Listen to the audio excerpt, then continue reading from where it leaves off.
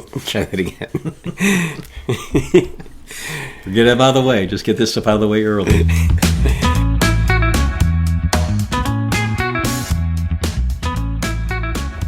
Hi, everyone. Welcome to the Bourbon Obsessed Bourbon News Podcast for Monday, April 14.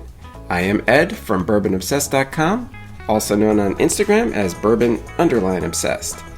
Since there were so many news stories and new releases this week, I have split my newsletters and podcast in two. Both newsletters are already published. The Bourbon News Podcast will go live on Monday, April 14, and you're listening to that now. And the Bourbon Release News Podcast will go live on Wednesday, April 16th.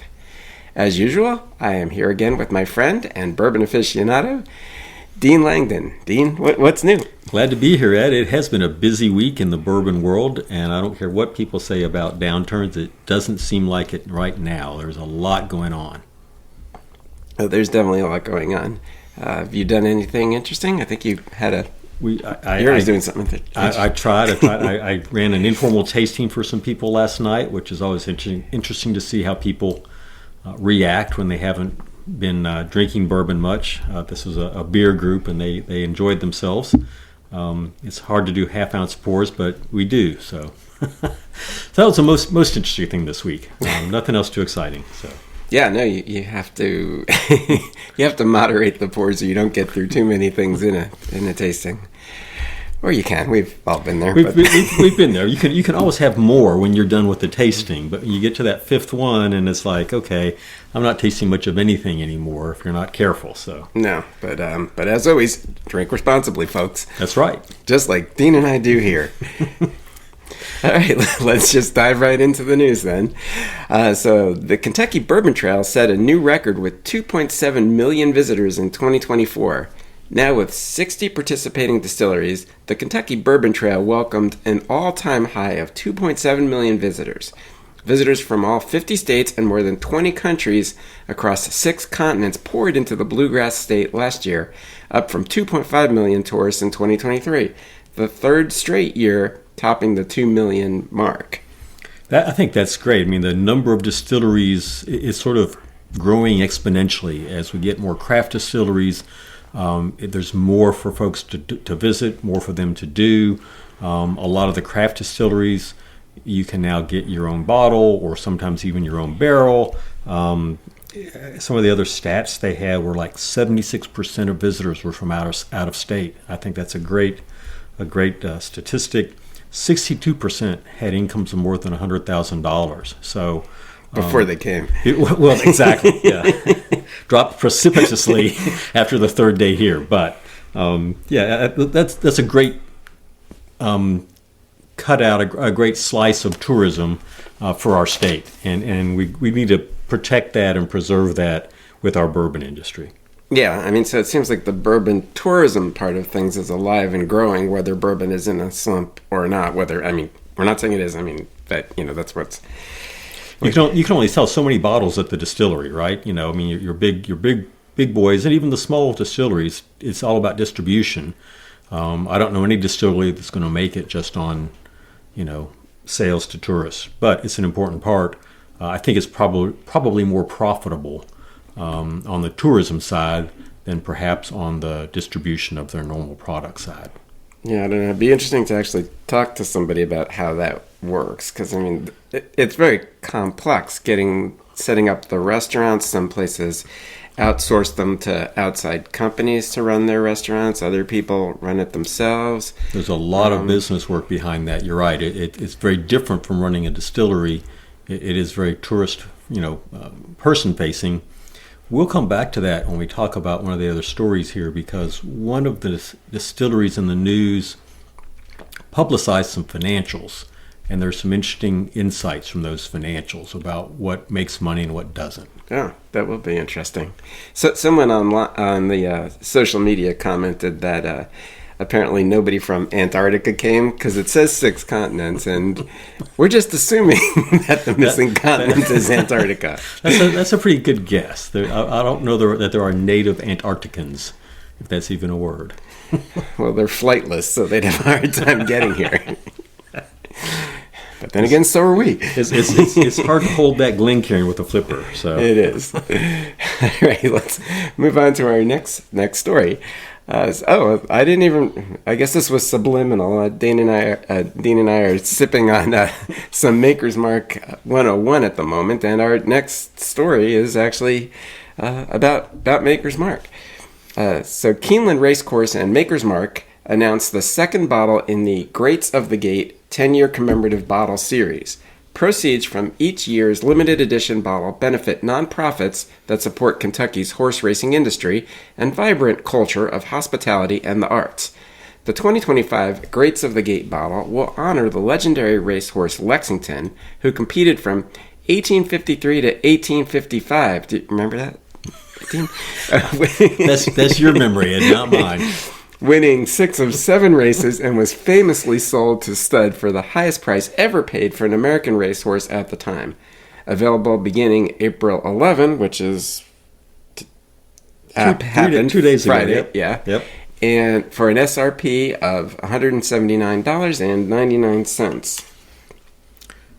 And Makers is just the way they not only make their bourbon but market their bourbon, the sustainability, the commemorating various events. This also ties in with it's the 250th birthday, if you will, of the city of Lexington, and so that's one of the reasons they're honoring the horse Lexington with this release. It has orange wax on the top. I'm not sure. Well, that came from the horse's silks. That was what colors the Lexington horses' silks were, because that has nothing to do with Lexington. We bleed blue here. So, as we sit here 1 block from the football stadium. Right. So I'm sure they'll sell that out, and it'll be a great collector's item. Yeah, I guess I remember this last year. I don't remember the price, because usually these collector bottles aren't priced as high. I mean, this is $180, and I mean, correct me if I'm wrong, but it's classic Maker's Mark that's in the bottle. From so all you're I could just tell, paying for the bottle, right. and charitable contribution, but that's, I don't know, a little higher than I guess I expected. That is higher than I would look for that. Also, usually I'm thinking they're 100, maybe 150 max on their charitable bottles, but if the market will bear it, maybe they were thinking ahead about tariffs. Who knows? Perhaps. So our next story is about Bardstown Bourbon Company, and they were featured in a recent CBS 60 Minutes segment that explored the fascinating life of a bourbon barrel, from the age-old art of coopering to the way the flavors of bourbon shape spirits across the world. Other Kentucky businesses were also highlighted, including Independent Stave and Midwest Barrel Co. Did you see that? I watched that, and it was a great story, actually. It was a nice... 60 Minutes does a wonderful job of producing their shows and making it seamless. They didn't just talk to a distiller. They didn't just talk to a cooperage. They talked to both those people in both those industries, as well as Midwest Barrel Company, which brokers empty barrels, to buyers around the world. So it was really about the life history of a barrel. It started out with a bit about, barrels have been around for thousands of years, and it's really the only thing that hasn't changed much as far as things go, and as far as the container goes for 2,000 years, and it's still very useful. So I thought it was wonderful.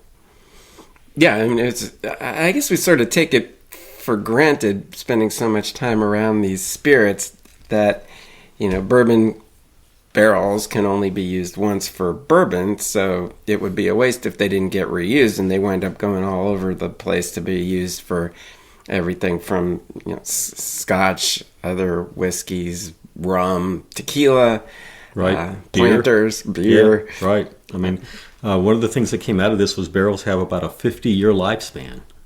So there's probably some out there older than you and I had. So, if they're well preserved, who knows how long a barrel can go. It's quite possible. And Dan Calloway was a really good choice to have on the show. I mean, Dan is a very vibrant presenter and very interesting and knowledgeable. He was sharing some of Bardstown Bourbon's releases to show different finishers. So he and the host were drinking like the Amrut finished bottle and the Cathedral French Oak bottle. And, and the 60 Minutes host was just sort of goo-goo over the flavors that they were getting from that, which is exactly what you want somebody to do if you're showing them those. Well, and those are both excellent bottles. But which you all won't be able to get, but we're glad you're here listening about them. So, well, that's the thing. I mean, a lot of people have been looking for the Cathedral Oak after the Emery. You can still get. That's I think I saw that in Liquor Barn still, but the and probably Total Wine. I mean, it's probably around, but it's really good. But the Cathedral Oak, I mean, that was distillery only in the first place, so you had to go to Louisville to their gift shop or get it at the Bardstown Bourbon Company gift shop in Bardstown.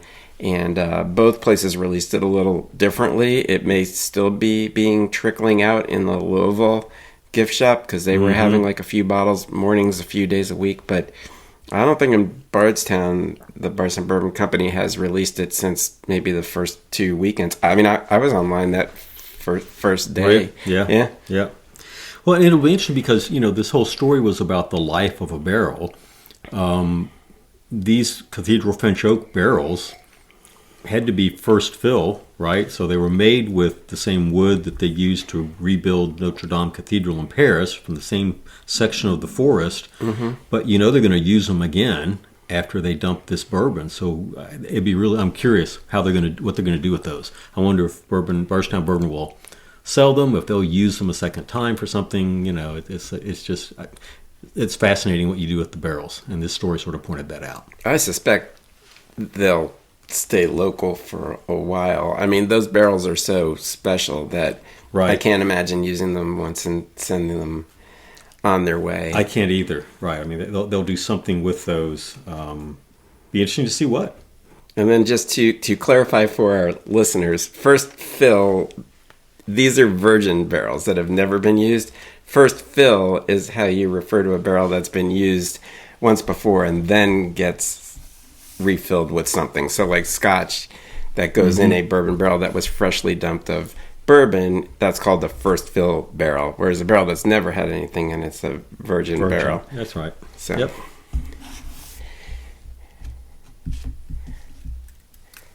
All right, our next story is the International Wine and Spirit Competition, the IWSC, will once again host its North American whiskey and ready-to-drink judging in Bardstown, Kentucky, from June 4 to 7, 2025. This is only the second year that the North American whiskey and RTD categories have been judged in the United States, and IWSC's only North American event held this year. In total, the IWSC evaluates more than 12,000 entries annually from 90-plus countries. That's a lot. Yeah, that's huge. I mean, and they do that, as I understand it, around the world. What they'll be judging in Bardstown is American whiskeys and RTDs. It's interesting they are judging RTDs, but that's a growing market.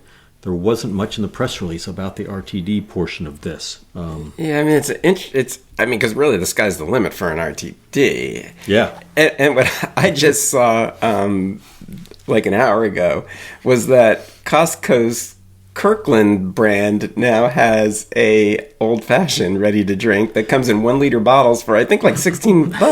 I saw that. I was in Costco the other day and I glanced at that.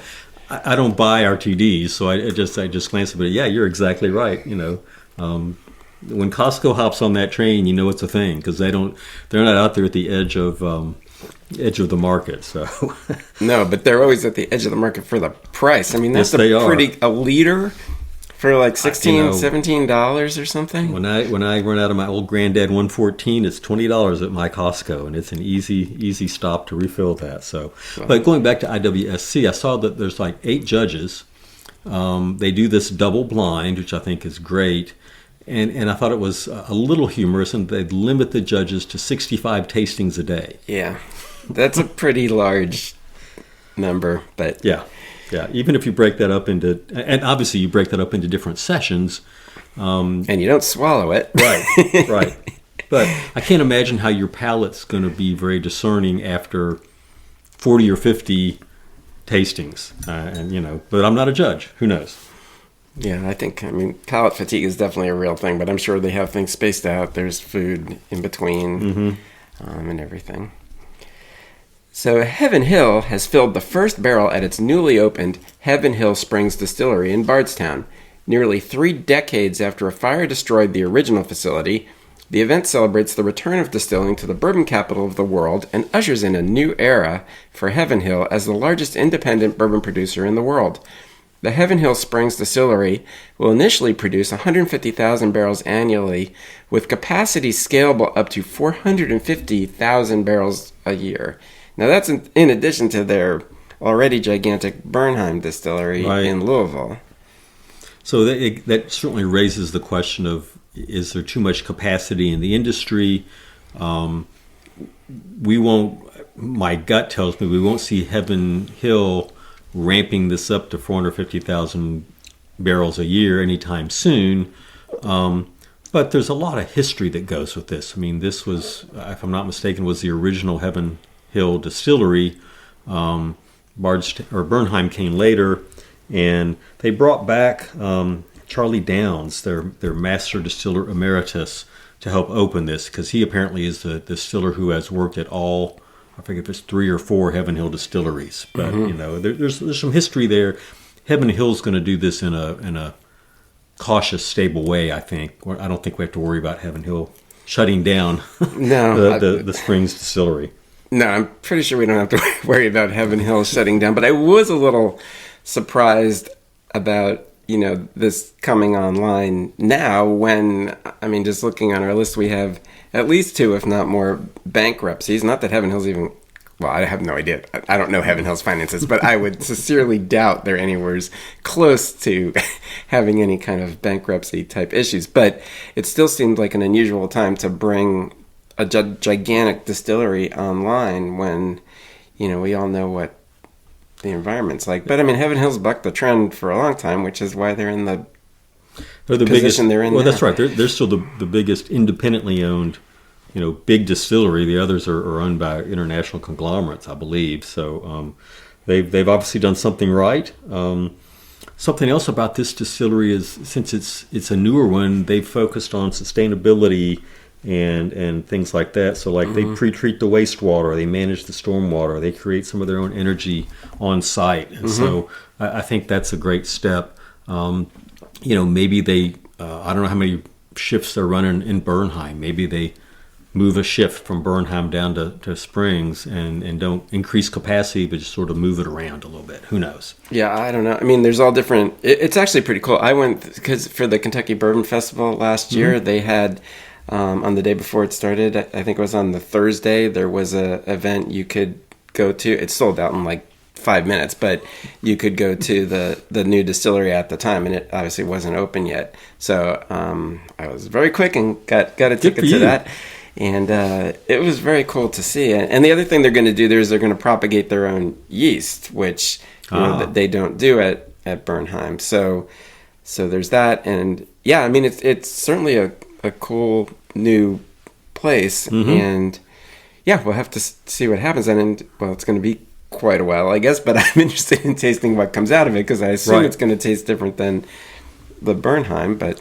It should, yeah. If they're doing their own yeast, things like that, and I mean, it'll be interesting. Like I say, in 4 years, I guess we'll find out. So I wonder if that yeast is going to wind up getting used at Bernheim then,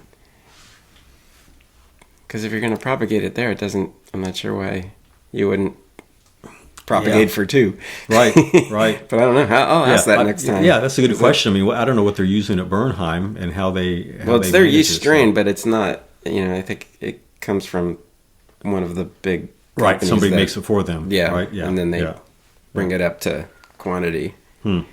So yeah. Yeah. Well, and they're still building it. Apparently, there's still work to do on it. They said it's going to be completed in September of this year. So whatever, there's finishing and stuff to do, but it's operational, and that's the important part. Well, all that a lot of that expanded capacity equipment, and that wasn't even there. That's all part of it ramping up. So that's, I think, what they're referring to. And I guess they could, delay putting in a whole bunch more fermenters and all that kind of thing if they didn't see a need for it right away. But they have the room for it. I mean, it makes sense, obviously, to build as much room into it as you can. Sure. Yep, you don't want to have to build another one.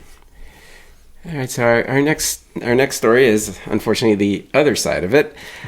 So just over a year after filling their first barrel, Garrett County Distilling has paused operations and furloughed workers amid a $2.2 million lawsuit from its general contractor and mounting financial strain.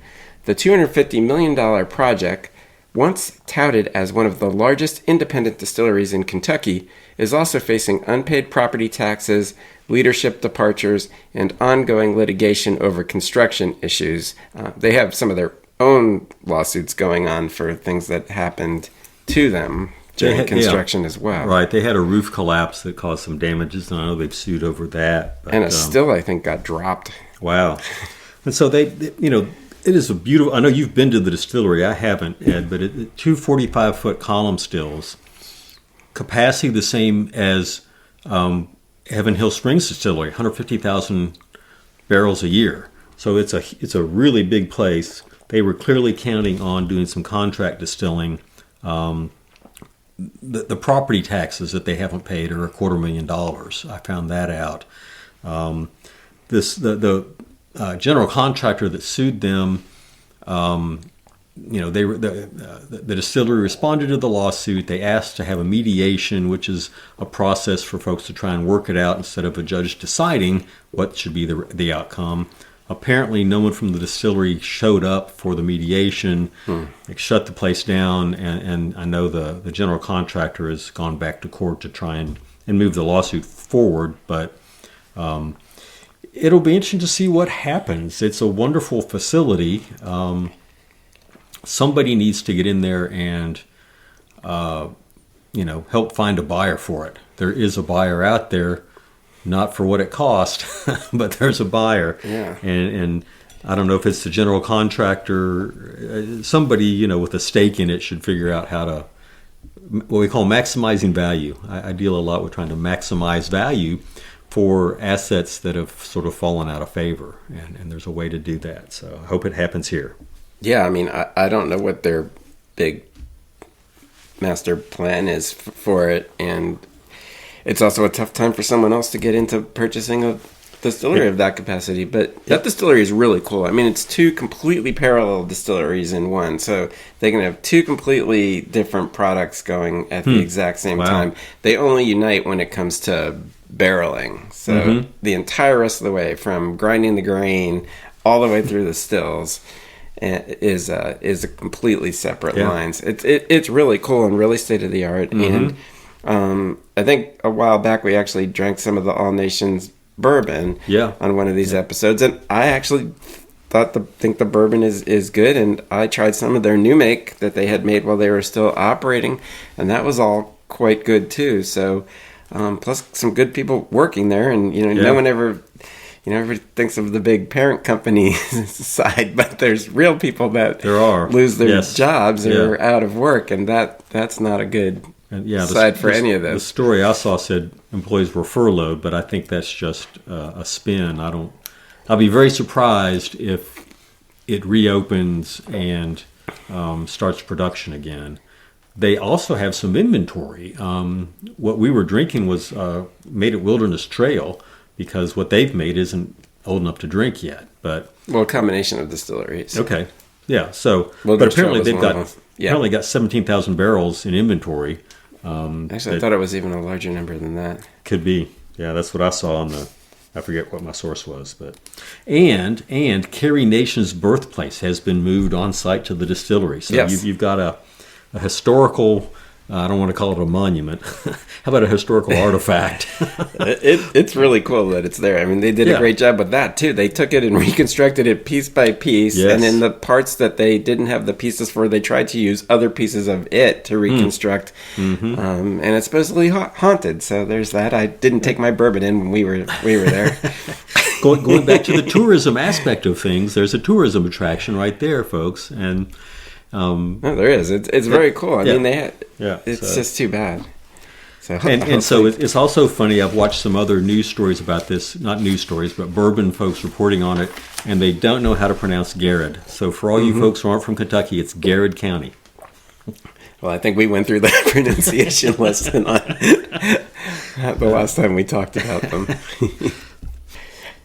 Maker's Mark announced the debut of Star Hill Farm Whiskey, the distillery's first new mash bill and first wheat whiskey, celebrating the role regenerative agriculture plays in creating healthier soil, better flavor, and a more sustainable future.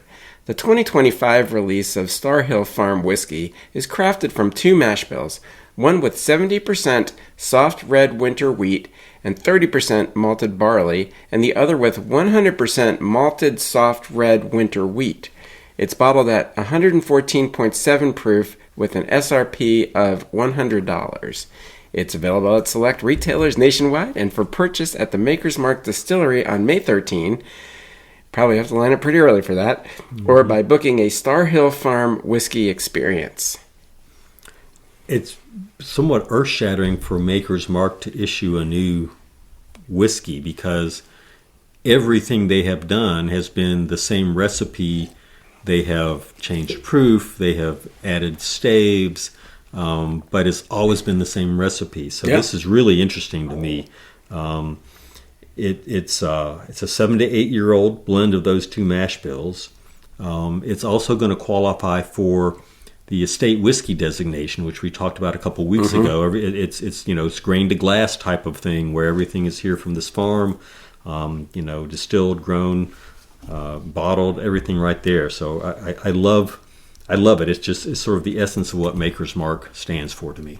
Yeah, no, I'm very excited to try it. I mean, what else is unique? I mean, that one mash bill, it's 100% malted soft red winter wheat. How many things have you ever had that's... I've never had a malted wheat product that I can think of, right? If I had it, I didn't know I was having it. So, well, there's a few things that have malted grains in them. I mean, right. And malted wheat, I think, can be one of them, but yeah, 100%. 100%. I mean, I've had 100% wheat whiskey before, but it wasn't malted wheat. So no. I know Laws does 100% wheat, and I'm sure a couple other people do. But I mean, the flavor is going to be pretty interesting because even the other mash bill is 30% malted barley. So now we don't know that these are 50-50. So we have, and I would guess they aren't, but I have no idea. Yeah, and I don't think they'll tell us. But they do a great job of. Don't want to say blending, but just merging is more what Maker's Mark does. They merge different products. And what else is unique about it is whiskey is spelled without an E. I know. They do that. What other big distillery does that in Kentucky? I don't know in Kentucky if anybody does that. So you're going to tell us, though. Oh, there you go. Old Forester. So the clink of the bottle is educating me in person with an actual product. So Old Forester spells whiskey without an E, everybody. So. And I believe Balcones does also. Okay. And I'm sure there's a few others. There have to be others. But that's a good segue for us to discuss what we're sipping on at the moment. So we're enjoying some Maker's Mark 101, which is the same... Well, as we said, there's only been one mash bill up to now, so it's that same mash bill as regular, not regular, we're just call it classic Maker's Mark. Exactly. And I believe the same age, but I'm not positive about that, because they're Maker's ages to taste. Not, yes, that's right. They don't put age statements on things with rare exceptions. And it's to me, it's the classic wheat recipe for a bourbon.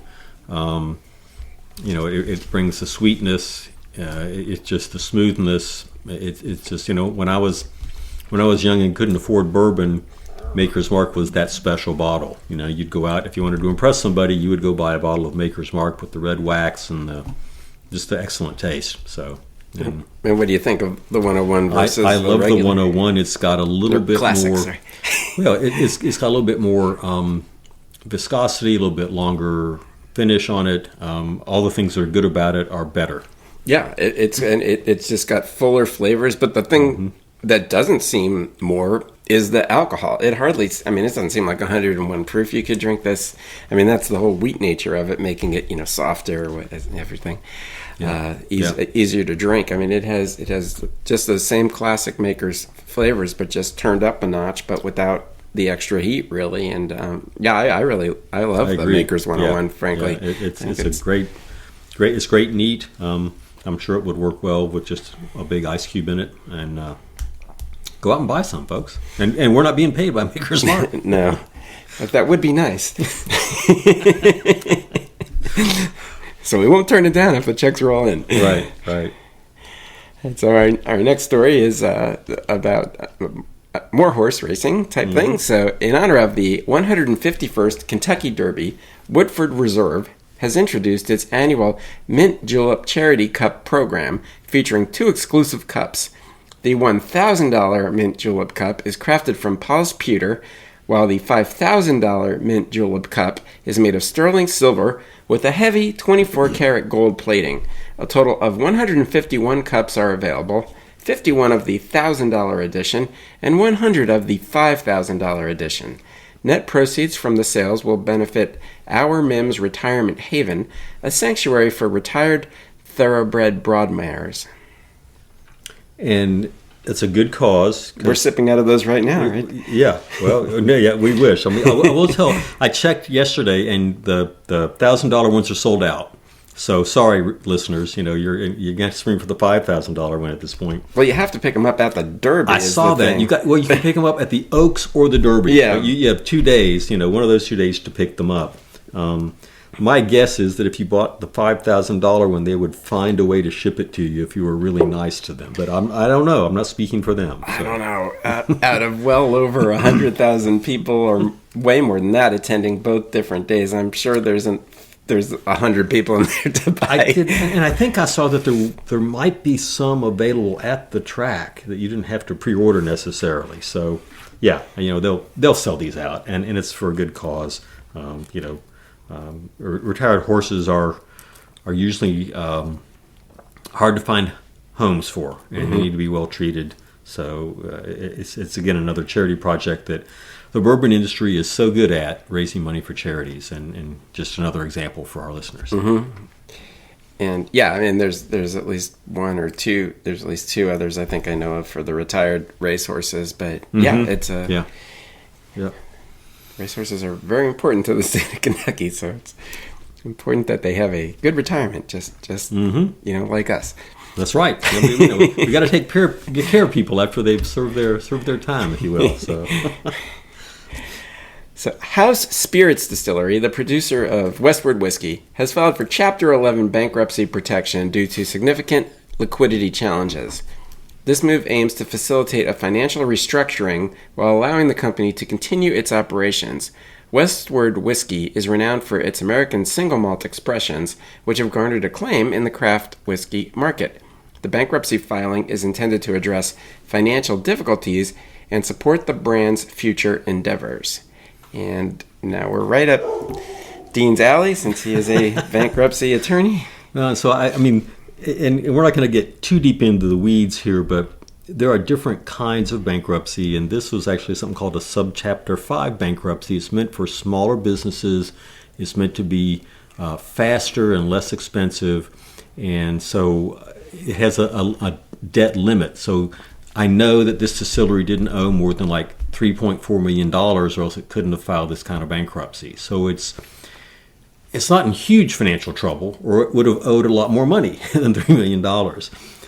This distillery was also tied into a Diageo project called Distill Ventures, which was funding different growth labels.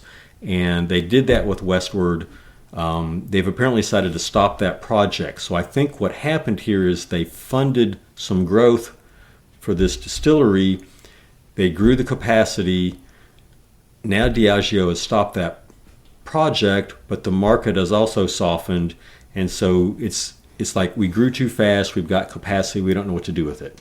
Well, there are a number of other distilleries that were part of that program as well, right, that have been adversely affected for obvious reasons. But I mean, Diageo is just like everybody else. It has to make its decisions to adapt to the current time. That's right, yeah. And I mean, not dinging on Diageo at all, because what a great project. It's sort of like an incubator for the bourbon world, right? And we need something like that. So, but going back to one of the things we talked about, Ed, was, where's your profit center? when you file this kind of a bankruptcy, you have to file financial statements. And so although I'm not a financial guy, I pulled the financial statements for House Distilleries, and where they're losing money is on contract manufacturing. They were losing about $100,000 a month making bourbon or whiskey for others. Really? Where they were making money was on e-commerce and their tasting rooms, the direct-to-consumer stuff. So I found that interesting because it goes back to the whole tourism thing, right? There's probably a bigger margin in the direct-to-consumer sales and in the tourism side of things than there is in contract manufacturing. And but is that because the people that had the contracts no longer wanted the product, it or could be, they couldn't right. pay? Because that's who's being right. very much affected by this. And there's no way to tell that from a financial statement. But, who do they make things for? Well, I'm sure it doesn't say that. It did not say that either. Yeah, but I mean, that's part of their expansion was the capacity to contract distill for others. They make a gin. I think they sold off the gin to another large brand. I think it's American Aviator Gin. I could be wrong about that. Was it Aviation Maybe Gin? It's Aviation Gin. Yeah. That's right. Yeah. So, if they've got production capacity they don't need, and if it's in a different facility, they need to find a buyer for that unused facility and just go back to doing what they were doing. They saw a 16% growth in their California market last year. So there's a silver lining there. I think that if they can restructure things, and that's what bankruptcy does, they'll be fine and keep on making good single malt whiskey. Yeah, I mean, they're a well-known company that I always hear good things about. So hopefully this is just a little speed bump for them, and they can be back going strong. All right, so now we'll just, everybody's seen this in the news, but there's been some historic floods in Kentucky with many people, towns, and distilleries severely affected, and our hearts go out to them. I mean, the pictures we've seen are really quite terrible. On the distillery side, there has been major flooding at Buffalo Trace Distillery, which I'm sure everybody's seen those pictures. Glens Creek Distilling, which is also nearby on the river, was also hit pretty hard, and I'm sure there were many others. I mean, I don't know what happened to the big beam plant, the Booker facility, because that's in Boston, Kentucky, and that whole area, I think, had gotten severely flooded as well. But that's not a distillery that is open to the public, so I don't think that they talk as much about what happens there. But anyway, so it's really bad. So we hope that everybody can repair everything promptly and things can return to normal. And I had sent you that press release that Buffalo Trace had released on Friday, saying the waters had receded and they're going to work to get things. They'll be cleaning up. I mean, the visitor center was flooded, I know, but I think they may try and stage people out of where you check in, sort of in the parking lot. I think the parking lot was flooded, but it's relatively. That's the second time that's flooded this year, because there's crazy floods earlier. Yeah, it seems to me it's easier to clean a parking lot than a building, and but the Blanton's bottling house was almost completely underwater. Yeah, it's amazing, and it's back in the day you put a distillery on the river, because that's how you transported it, right? And that was probably your water source. Not so much anymore, but it's still, you don't move distilleries very easily, so it's right there next to the Kentucky River, and it just got dumped on. So, and Glens Creek, I know, is a really small operation. They make some excellent bourbon, the ones that I've tried. It didn't reach their production facility, which is a little bit above, the creek level there. But they were also shut down for a couple of days. I think they have reopened now, but I wouldn't swear to that. So, yeah, no. We hope everybody can recover from this. I mean, the interesting thing, Buffalo Trace said that their actual bourbon losses would be very low. That they've been through this before and they know how to handle the barrels and all. So, I don't think we're ever going to learn the specifics of that, but it'd be interesting to know. I saw someplace we had the tornado issue. We're going to have the flood bourbon, right? It's going to be a special issue. Thinks it's going to happen. It's going to be a Taylor. Right. Taylor. Yeah, there you go. So we'll see. There's already plenty of pictures of the imaginary bottles floating around. All right, our last story we've touched on before. Well, we didn't touch on. We talked about before, but this is just a reminder that the Kentucky Bourbon Festival tickets will go on sale this week. The general sale starts April 17. What day is that? I don't know. Wednesday, Thursday. Yeah, Thursday of this week. But the early access for Bourbon Insiders is April 16th, and you can become an insider by signing up on the website and getting notified. And especially if you're interested in VIP tickets, you probably sort of have to do that to have a chance to get them because they sell out really quickly. And in fact, that Oris watch ticket, the $7,000 club, that's actually already on sale. I got the email for that the other day, and So you bought yours? I was, you get a discount if you buy it for a couple. It's like $1,000 off if you buy two. So I did not, but it is more than just the Bourbon Festival and a beautiful watch. It is a couple of other events. Nice events. It's an actual club. I mean, they're calling it a club. But what I thought was interesting, not to interrupt, was that I think it's May 20th. If they don't sell 20 of the 24 tickets by May 20th, it's going away. And those people are going to become that have already purchased tickets will become decanter club level. I did not tickets. see that. So, yeah. And let's loop this back into bourbon tourism, bourbonism. Those people are making well over $100,000 a year. If you're going to spring for a $7,000 VIP ticket, or they have a good line of credit. Maybe not the wisest use to make. Bankruptcy attorneys don't think that way, but you're right. That's why there is. That's right. Go max attorneys. out those cards, folks. You need to get this VIP dig, and then if it doesn't work out, come see me. Then Dean can earn the money to buy tickets himself. Save some money for your bankruptcy lawyer. It's always important, but it's I hope it works. I think it's a nice added touch to the Bourbon Festival. It elevates it, right? And that's always a good thing. Yeah, I mean, there's really good things. It says a trip to Potter Jane. You get to go to a number of other events. You get some bottle selection. Some bottles. You got the shuttle. You got a place to stay. The shuttle, the hotel. Yeah, I mean, it's a nice package, and of course you get the watch. But we'll see. I mean, 20 people is all it takes to keep it going. I assume there's 20 people out of everybody that goes to the Bourbon Festival. You're familiar with Bourbon Lore, I think, and they do some of these high-end events that are more expensive than this, and so they seem to be making a go of it, from what I can tell. If they can do that, I think Kentucky Bourbon Festival can do it. So time will tell. Yeah, I mean, we've talked about this before too, but I mean, it's definitely the trend to have these sort of elevated experiences at elevated prices, but you do get something for your money. And when you want some elevated prices, listen to the next podcast about the product releases, because there's a couple of releases with some really elevated prices on that version. Yes, there are, and that's an excellent segue. So don't forget that this week, due to the amount of news and releases that we have, the Bourbon Release News is going to be its own freestanding podcast and its own freestanding newsletter this week. So that about does it for this episode. I hope you've enjoyed this edition of the Bourbon Obsessed Bourbon News Podcast. Be sure to like and follow us at your preferred podcast provider so that you don't miss an episode. And don't forget to tell all your friends, too. You can also head over to bourbonobsessed.com to read the print versions of my newsletters, where you can find links to press releases and full versions of the news stories mentioned in this podcast. You can also sign up to have my newsletters delivered directly to your inbox.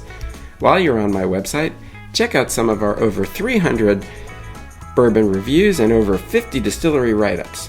Finally, I can also be found on Instagram at bourbon_obsessed and on Facebook at Bourbon Obsessed. Have a great weekend. Thanks, Ed. Have everybody sip thoughtfully out there. We'll talk to you again soon. And I mean rest of the weekend, actually. I don't mean that at all.